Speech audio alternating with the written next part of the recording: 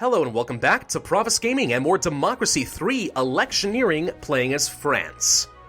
It's a new recording day for me, which means it's probably Friday for you if you're watching this the day the video goes up. And we're about to begin year 10, which means it is election season, which means this is the final video of this series. I know, you are deeply saddened by this. Well, I promise I will try to end this video with a bang, do some really crazy futuristic policies if I can, and try to win over every last vote. We'll see how the election works out for us. I will say I've been watching some comments from the previous videos, and it doesn't seem like very many people have questions as far as the electioneering expansion itself, so I'm hoping that I've managed to explain the new features fairly well, and kind of show off what they do or do not do as far as they relate to elections. So most of the comments I've been reading have to do with, you know, some of the more controversial things I've talked about, like, let's say, the Second Amendment, or human cloning, and so on and so forth. And that's been fun. Actually, I've been having a lot of fun engaging with you guys. For the most part, people have been pretty respectful and understanding. Even if they don't agree necessarily with my conclusions, they are trying to learn why I believe what I believe, and they're willing to give me that benefit of the doubt and let me speak what I have to say. And I think that's really great. I really am glad that people are willing to be respectful in that manner, and they're eager to learn new opinions. At the end of the day, you know, my philosophy is that we are all seeking truth in whatever form that's going to be. And as long as we are open-minded enough to challenge our assumptions and to learn what other people have to say, at the very least we walk away with a better understanding and a better appreciation for our own views, and I think that's great. I think the world would be a lot better place if more people were like you guys, is what I'm trying to say. So thank you all for being a great audience. Let's begin Year 10, Media Backlash. Crap. One of our country's most popular newspapers, blah blah blah, it's the capitalists. The capitalists are trying to sabotage me again, because they are jerks, and I don't like them. Oh well. We still have 100% of the vote. The budget deficit is about 22 billion euros right now, but I'm not too worried about that because we have a massive reserve still on our side. And it's not going to go anywhere by the time I leave office, I can tell you that much. So, this is my successor's problem. Okay? I have term limits. I'm done after this year. I'm retiring. I'm going to the Bahamas or something like that, so someone else's problem. If they want to keep running this deficit, we'll do the best we can to stave it off, but I wouldn't get your hopes up too high. Alright, so let's take a look at some voter memberships before we go into the election season. Liberals are at 99.35% right now, which is really, really good. They are getting more and more complacent as time goes on because, you know, what have you done for me lately is the kind of the mentality they have right now, which is kind of hurting me in the vote, but all in all, we actually have done a lot for them, so I think they will be fine. I actually kind of think that maybe this will end up getting rid of conservatives within the next 2 turns or so. We'll see. It would be kind of cool, but in the meantime, even the few remaining conservatives are pretty happy with me. Socialism membership is up to 92%, which is really good. I don't think we'll get it to 100 by the end of this game, but still, not bad. Patriots are on the rise. Membership has been climbing rather drastically, as I said it would. Environmentalist membership is really, really high. Farming membership is 91%. Holy crud. Seriously, farming in France is turning out to be very, very lucrative. Everyone wants to spend their time out on the farm, or the vineyard, or wherever you want to spend your agricultural career. Whatever. Still kind of cool. I don't think I've ever played a game where the farmers have been quite, so prevalent. Fascinating. Ethnic minorities are up to 50.85%. That's a bit on the high side. It's not necessarily a bad thing because we are playing a liberal country, so ethnic minorities are relatively happy with me. If this goes up, it's not necessarily a big deal. The immigration, on the other hand, is starting to hurt wages and GDP, and I kind of want to get rid of it a little bit. The border controls are already making a big difference to that end, but I can speed this up a little bit more. There are only a handful of policies in the game that actually can reduce immigration. Otherwise, you mostly just have to rely on tanking your GDP. But one such policy, and it's a bit controversial in a liberal society, would be to ban all foreign church services. Yeah! We did this in our conservative playthrough, and we know that it upsets a lot of people, but it does reduce immigration a lot. So here we go. Religious are happy. Irrelevant, because there are no religious people in France. Liberals don't like it, ethnic minorities don't like it. Gee, I wonder why. But immigration does go down by nearly 80%, which pretty much means within the next year or two, immigration is effectively eliminated in France. And that can be a good thing, it can be a bad thing. Like I've said before, you want to have a little bit of immigration. There's a balancing act between too much immigration and too little as far as how it affects the economy and culture in general, but oh well. Racial tension also goes up. We've taken so many steps to reduce racial tension. I'm not strictly worried about it. I just want to reduce immigration, even if it upsets a lot of different people. What else can we do? Let's see. No, I hate import tariffs so much. No. Let's do the vertical farm subsidies. This is kind of fun. Sure, it'll cost me up to 5 billion euros. This will reduce unemployment, which is not a big deal, but it will make farmers very happy, because what we're basically doing is we are taking advantage of new architectural techniques to build skyscrapers that are farms and place them directly in the cities. And the idea behind that is, one, it takes up less land, so that's good, but it also reduces transportation costs to the city because the food is right there. So food prices go down because they can afford to take less profit margins because they're saving on transportation costs. And of course, competition drives the price down when you have excessive profit margins. And traffic congestion even goes down, which is good for the GDP. Farmer membership goes up by another 16%. We actually might be able to get farmer membership up to 100% by the end of this game. We're going to find out. Now, if I were worried that the water shortage is going to come back, this might be a bad idea. Maybe. But I'm not too worried about the water shortage right now, and as a result, the only people that are upset by this are going to be the capitalists, and I don't care. So we're going to give it a shot. We'll reduce those food prices and see how that works out for us. Let's move on to the next turn. Ooh! Weather prediction technology? I'm the weatherman! New developments in satellite technology and quantum computing have led to predictable weather forecasts. Yeah, not in my lifetime.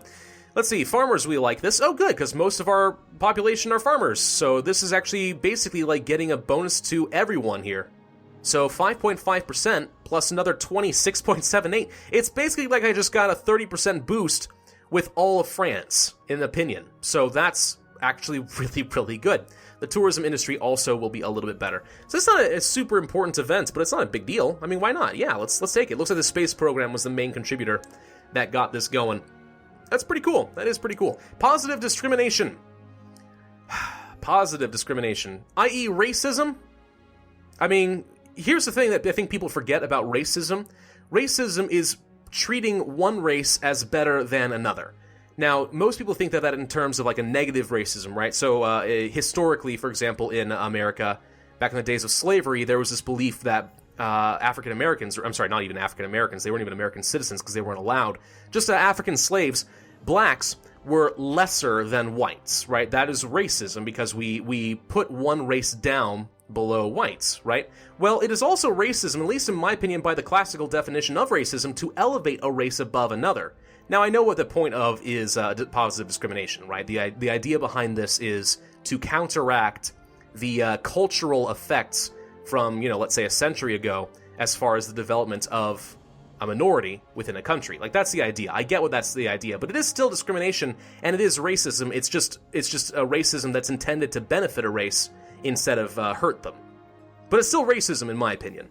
So I'm not a big fan of positive discrimination just as a matter of principle. Again, I understand why people want to do it. I just think that ultimately discrimination is bad, whether it's positive or negative. So, yeah, that's sort of my opinion there.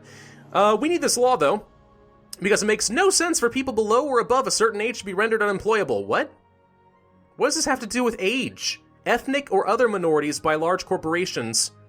I see age here, but like this is the primary argument for why we need to have positive discrimination? What? Also, in human rights terms, this is much needed compensation. So here's the main argument. There we go. Much needed compensation for years of discrimination in the workplace against ethnic minorities, women, the elderly, and the disabled. Right? That's the main idea. Personally, I think it's not really fair to elevate someone at the expense of another simply because of history like that. I'm not a racist. I don't think it's really fair to elevate other people above me because I committed no crime. I'm not continuing the cycle. At least I'm trying not to. So, I don't know. Some people disagree with me on this, and they say it comes down to basically some deep-rooted psychological, systemic bias and so on. I don't know. For our purposes, I think we absolutely should pass it, because it sounds like something that'll make the liberals and the ethnic minorities very happy, although I imagine it'll upset the conservatives. Oh my god, does it. 20%. By the way, notice no capital P here for some reason. I don't know why that's... one of these things is not like the other. But we did get rid of the conservative population just in time so that positive discrimination has no negative impacts for us, which is, frankly, just downright hilarious. Okay, so we're going into the election. What should we do?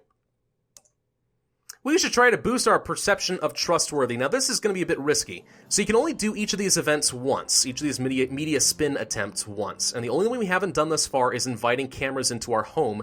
There's a 50% chance that it will succeed. So we are just as likely to fail horribly as to succeed in this one. And it's going to have a big impact on perceptions.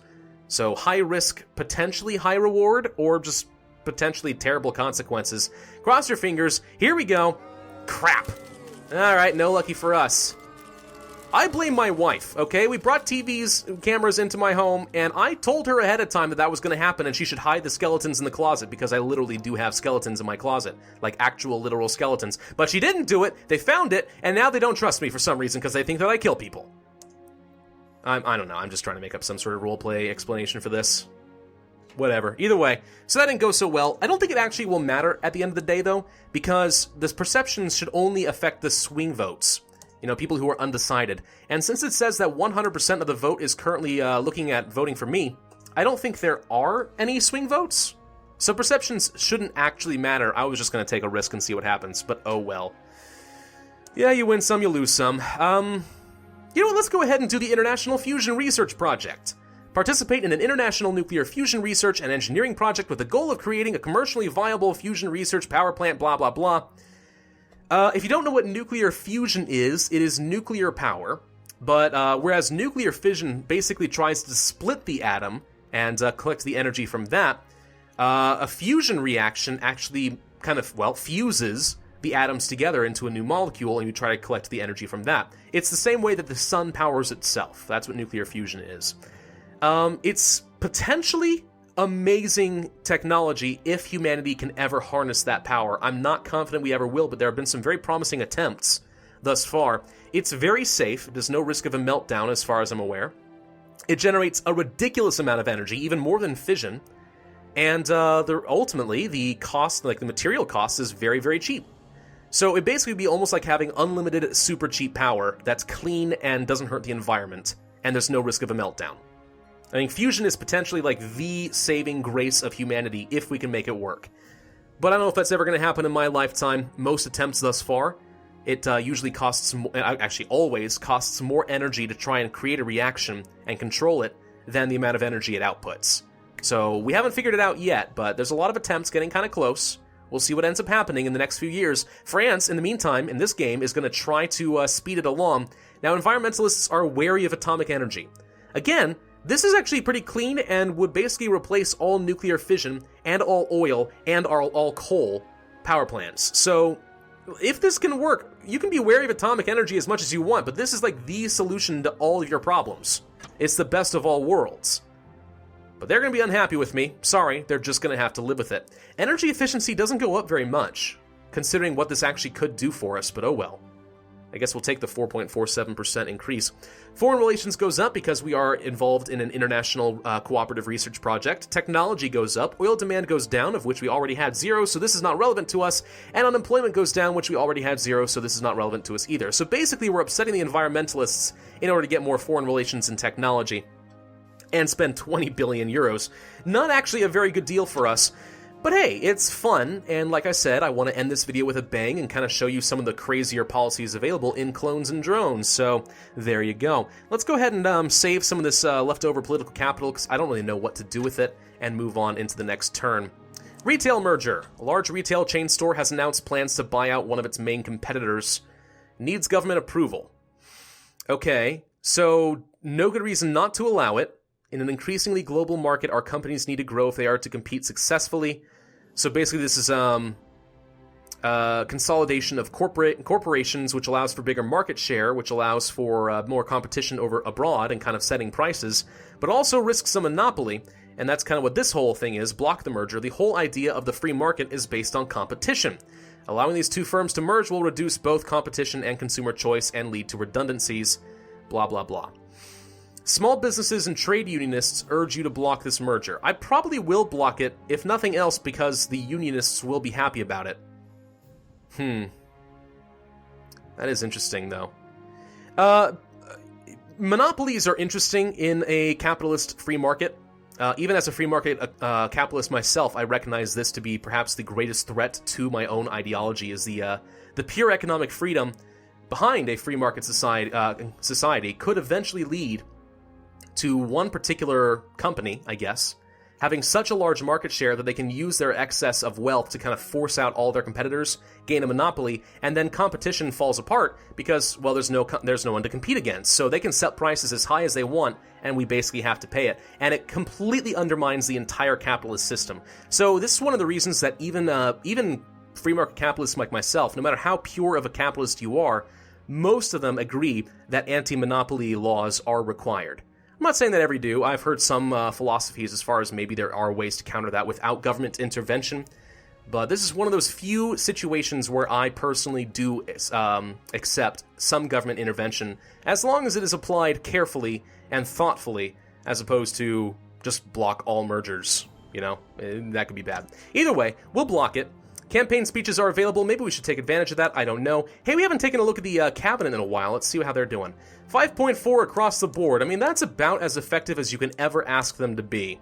So that's pretty darn good. I'm satisfied with this. Even the conservative person is happy with us, despite the fact that we, well, literally got rid of all conservatives. So, yeah, my bad. Well, or my good, depending on who you talk to, but... yeah, I mean, cool. So yeah, tons and tons of political capital. We did set up a pretty darn good cabinet. I was worried about that at first, but it's worked out really well for us. Overall, it has worked out really, really well. Let's give a speech. We haven't given a speech yet this particular term. Commuters and patriots, we can make them happy, or we can just kind of keep cycling through and find out what else is available to us. Environmentalists. I like to find one for the middle income if I can. That's middle income right there. Yeah, absolutely. Let's make the middle income happy with me. Let's make the ethnic minorities happy with me. Let's make the socialists happier with me. I wish I could pull this tab away so I could see who else I care about. Let's upset, I don't know, geez. Do I care about upsetting? I don't care about upsetting conservatives anymore, right? No, of course not. Let's do liberals. And I know instead of pulling this aside, I can just hover over this, and it does tell me the membership and the happiness ahead of time, so I guess that's fine, but yeah, all right. We're going to go for this. This will make the liberals a little bit happier, because right now they're at 90%, and let's see how the speech overall goes. Right now, super duper well, because our country's social. Oh, well, we done goofed. We said something really, really controversial or upsetting, something that's not politically correct. I don't know. We done goofed is basically what I'm trying to say. Middle income, though, whatever. Whoa! I don't know. Again, this whole thing it's a cool idea because you want to kind of feel like there's some sort of tension as far as how well you deliver a speech.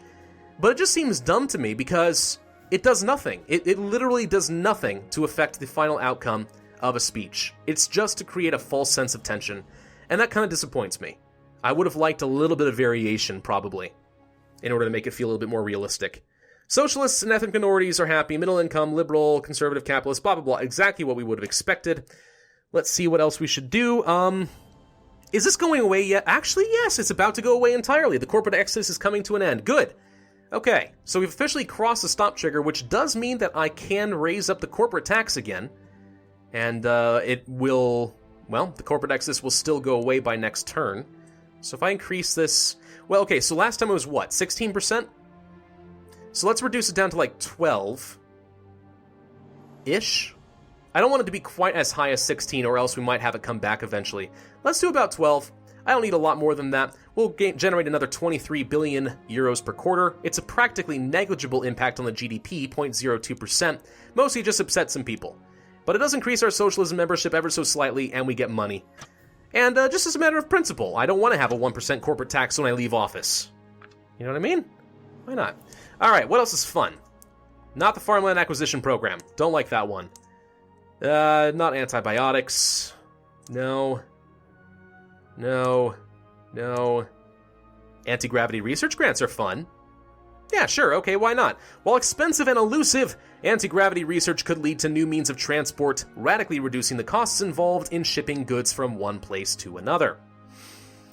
I've actually had some of my own personal theories, like as far as whether it's not anti-gravity per se, as much as making use of electromagnets, as far as creating like hovering cars, but That'd be pretty darn expensive to implement. It was just an idea I had once upon a time. Anyway, yeah, so this is going to cost me a lot of money, but I did raise some taxes, so who really cares at the end of the day? If we implement this, it has nothing but good effects for us. Traffic congestion going way down is actually quite good for the GDP. Productivity goes up, which is even better. In fact, actually, it's kind of weird, because the traffic congestion reduction and the productivity implies that we actually succeed in creating anti-gravity cars. It's just a research grant. It doesn't say we actually succeed, but okay. Somehow productivity goes up anyway. So does the industrial automation, which, depending on if you are worried about this, could be a problem, but I'm not worried about it. Let's go ahead and pass it and see how things work out. Okay, well, we only have 7 political capital left. I guess we'll move on into the next turn and see if we can end this. There we go! Corporate exodus has come to an end, but we had the Biohazard outbreak. There's been a catastrophic breakdown in biohazard security at one of our big laboratories, resulting in serious diseases being released into the wild. I have never seen this before in my life.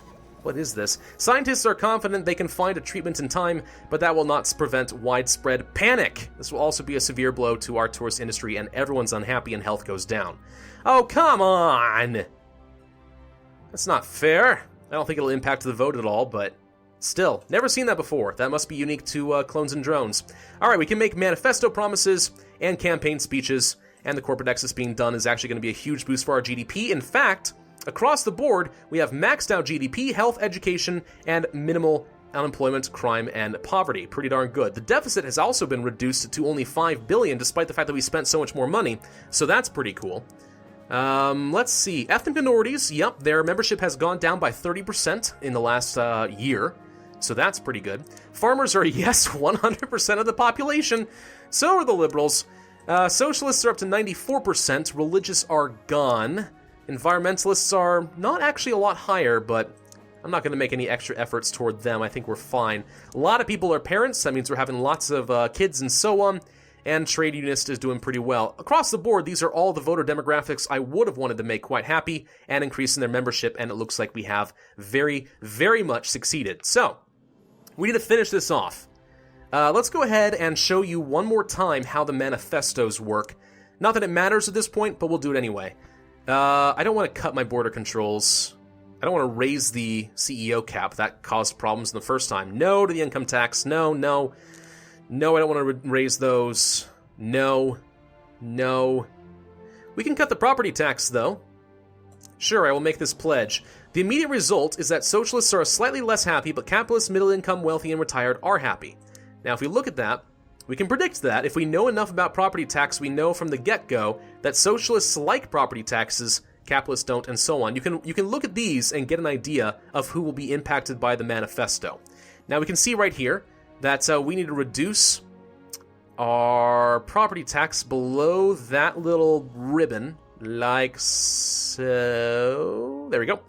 40% property tax is what we are looking for, and we will meet our campaign promise before we even win the election, which you could say is a terrible use of a manifesto. I say, because it doesn't matter and we're about to leave office anyway, we might as well do it. So I make promises, and then that very same week, I go out and fulfill my promises. That's how trustworthy of a leader I am. Does that even impact my trustworthiness? No. No, it most certainly does not. In fact, I think the fact that we've lowered property taxes has hurt us even more, because we were supposed to have them high, so, oops. Oh well, like I said, I don't think it matters too much. Okay, well, then, we have 31 left. What can we do that's really nuts? We could ban antibiotics, and that's pretty good for health, because basically what this does is you're not giving antibiotics to livestock anymore, so cattle, for example, so you don't have antibiotics in your beef. That's the idea, I think, behind it. Home fabrication is not really relevant to us. It's the idea that maybe people can be self-employed and use 3D printers in order to, well, it says reduce a dependency on imports because we're making homemade products basically across the board, which is an interesting idea, but, I don't know. It doesn't really do much for us. Taxes, I don't need to tax the internet currency because it's pretty much non-existent. Oh, this will be fun. Yep, okay. Human cloning research grants. Haha, stem cell research was just the first step, and that is controversial in some countries by itself. And we haven't even passed it, but we're going straight to human cloning. Human cloning is around the corner, and our country can be on the forefront of this groundbreaking development. The religious are enraged, but rich prospective parents hope to make the dream of replicating themselves true, which is just downright creepy. I did mention human cloning, I think 2 videos ago, as far as like some ethical concerns and stuff. And some people were like, well, what do you mean, like ethical concerns? Like what kind of concerns? I think I saw one person who was saying, you know, I mean, I would think that we want to treat them the same as any other individual, right? Well, I would agree with you. That would be the ideal. The ethical concerns come from basically the relational complexities from cloning. So one thing that I find really interesting is, let's suppose that I gave some of my DNA to clone a new me, right? So a baby me is born with my DNA, and he's growing up. Okay, fine. So this is basically my genetic twin, but in a way I'm also kind of his parent because I provided the DNA that comes to his existence, which is what parents do, and depending on if they are cloned fully aged or babies and they grow from there, I have no idea how that would work. I don't know a ton about human cloning because it's kind of controversial to begin with, but either way, so are we brothers? Am I your parent? How does that work exactly? How does that work with my existing family relationships? Can they integrate into my family? Can they integrate into society as a whole because they are the manufactured copy of a person? You know, there's a lot of questions as to what kind of prejudices they might face. And on top of that, I think some of the more interesting questions also come down to things like organs. You know, there is some concern that if human cloning technology did develop, it may be made illegal, but what if some people use that technology to grow copies of yourself so that they could kill it and harvest its perfect organs, and, you know, they would be a perfect match for you because they have your DNA, right? That would probably be made illegal right away, but there may be some shady elements, and basically what they're doing is growing an actual person, a sentient person, and they farm them, which is a terrible idea. So, I don't know, there's a lot of ethical concerns that could come from just researching human cloning and getting that technology in the first place. It's very sci-fi, it's all hypothetical and theoretical, who really knows? But it's interesting, and it does raise some very important questions, I think, that we would need to discuss before continuing. But in France, we have no such qualms. We are going to upset the religious and conservatives, of which there are none. So it is totally irrelevant. The wealthy will even be happy. Health actually goes down, which makes some sense because human cloning in its current stage is very unsafe. It is likely that there will be significant damage to any cloned person, and they may not have sound genetic health, which is usually really, really, really bad, so they would have a terrible quality of life from that stance. But hey, the wealthy are happy, technology goes up, and we already have maxed out health. Who cares? Let's spend our money and do it because it's fun. There you go. Anything else I want to do? No. Meh. Rent controls. That sounds socialistic-y. An alternative to state housing is a system where the state will regulate the private rental market in a bid to ensure the supply of affordable housing for all, even within the private sector. Yep. So this is government intervention in the market, which normally I would say is kind of corporatism, but in this case it's just heavy state regulation with kind of a socialist edge to it. So capitalists naturally will be very unhappy with this. Whereas supporters say you don't get exploited by greedy landlords because, you know, if you're a landlord, you're probably greedy. If you're a capitalist, you're probably greedy. That's the mentality in this. So let's max it out. It won't even cost us very much money because all we're doing really is just passing a policy to control the rent. But we're not, well, yeah, I mean, it's rent controls. Control the rent, how redundant. But we're passing this just to control it, but we're not actually, like, setting up our own housing system. We already have an extremely expensive state housing system. Now we're just adding a little bit onto it. Poor earnings go up, socialists are happy. I actually thought that this would increase socialist membership, but apparently it does not. So instead, we're really upsetting the capitalists, and private housing, which already has a reduction of like 70% thanks to our state housing, is going down by another 30. So pretty much we eliminate all private housing entirely. Everything is controlled by the state. That's what's going to end up happening thanks to the rent controls. I only have 7 political capital left. I don't think I really care about like any of it. Let's pass an alcohol awareness campaign and reduce alcohol consumption just for fun. And we'll also pass, the witness protection program. There we go. Reduce violent crime even though there already aren't any in this country. Anything else I can do? Youth Politics Council. Sure, why not? Make the youth love me. And that is it. Let's move on into the election and see how we fared. Hopefully really, really well. Alright, our activist turnout boost, 100%. We have no idea how the turnout was yet, though. Our campaign spending was almost 500 million euros compared to 100 million for my opponent. Let's start the count. So far, so good. 0 for the opposition, 0 non-voters. Can we keep this? Can I get a perfect game? Oh my god, I got a perfect game! Wow! It's really hard to get a perfect game. I guess the electioneering expansion actually did help with that a little bit then, didn't it? Nice! Okay, cool. 100% of the vote. Every single French person voted for me. Not a single one stayed home. They all got excited and said, let's go vote for Pravus, because he's the best French president we've ever had. Ever. Forget that Hollande guy, okay? He sucked. Pravus was amazing. Yeah. No religious, no conservatives. We even got every single capitalist vote. They hated me. Hated me. But I got every single one of them. Wow, that is actually kind of funny. Changes. Health, education, crime, everything looking pretty good there. The working week actually did go down as a whole. So I guess it was originally like 35 and now it's like 31 or 32 hours per week. So okay. Technology's great, the environment's amazing. Buses are pretty much the primary way of getting around in France now. Unemployment doesn't exist, productivity is through the roof. CO2 emissions, immigration, oh my gosh, it's so good! Oil demand. The only thing that seems to be really... 76% of the GDP is amazing. The only thing that seems to be pretty bad is just the fact that people are smoking more, which is no surprise in France, because from my understanding, you guys smoke in France a lot. In fact, it's my understanding that people smoke in Europe quite a lot, which is interesting, because in the United States, smoking is generally frowned upon in almost any circumstance. It's actually kind of mean, really. Like, there's an absolute loathing for smoking, or smokers in general, but... whatever, and apparently in Europe, from what I understand, it's still pretty prevalent. And Japan as well. Big time in Japan. Poor earnings are ridiculously high compared to where they were when I first took office. Everybody's actually making more money. Traffic congestion, tourism, alcohol consumption, food prices are about the same. Temperature has gone up despite the fact that CO2 emissions are down, so I don't know how much I believe this, but okay. And the euro is doing amazingly well. Basically, we created the perfect democratic socialist country. We fixed all of our problems, everyone is profiting better, even though we use a socialist method of actually solving things. We maxed out the GDP, maxed out health, maxed out education. Private pensions are really high now, so actually that's one of the few non-socialist things we did. We did get rid of basically Social Security, and we never brought it back. So private pensions were pretty prominent, but it doesn't matter because everyone's doing really well. This is great. Wow, I'm proud of myself for this one. 38% increase in wages in 8 years. My god. We're good.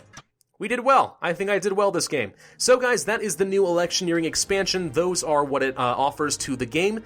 All in all, I kind of wish that it could do a little bit more. I wish that the effects were more drastic, that they didn't affect only non-voters. At least that's how I perceive that it works. Based on the description, I'm assuming it only targets non-voters. But if you're playing the game well in the first place, you don't have non-voters. You have everyone voting for you in the first place. So, I don't know, electioneering is cool in the sense that it adds a realistic aspect to the game that I appreciate. I like that there's some level of irrationality to the voters. Perceptions matter in politics, they really do. I mean, just look at the US election this year. It matters a lot. But it didn't have a drastic impact on this game, and if you know how to play it well in the first place, this won't actually do a lot for you. That's the only thing I find disappointing, but I still think it's worth picking up if you want to have a slightly more realistic game and have more ways to spend your political capital. Alright, well, that is enough for me today. I do hope you enjoyed this series. Next time I pick up Democracy 3, I'll probably go back to Africa and play like a capitalist playthrough or something. We'll probably use the electioneering expansion in Africa, see how well that works out. That actually might have a more significant impact because democracy is a little bit more negotiable there. So who knows? That might be pretty cool. We'll see. Let me know what your suggestions are. I obviously still have not done Australia yet in this game. Maybe you want to see Australia, maybe you don't. Maybe you want to see me go for something modded instead. I don't know. Let me know what you guys' thoughts are. I'll take that all under consideration. I do hope you enjoyed the series. In the meantime, be sure to hit that like button, leave a comment, subscribe, show me some love, and I will see you guys next time.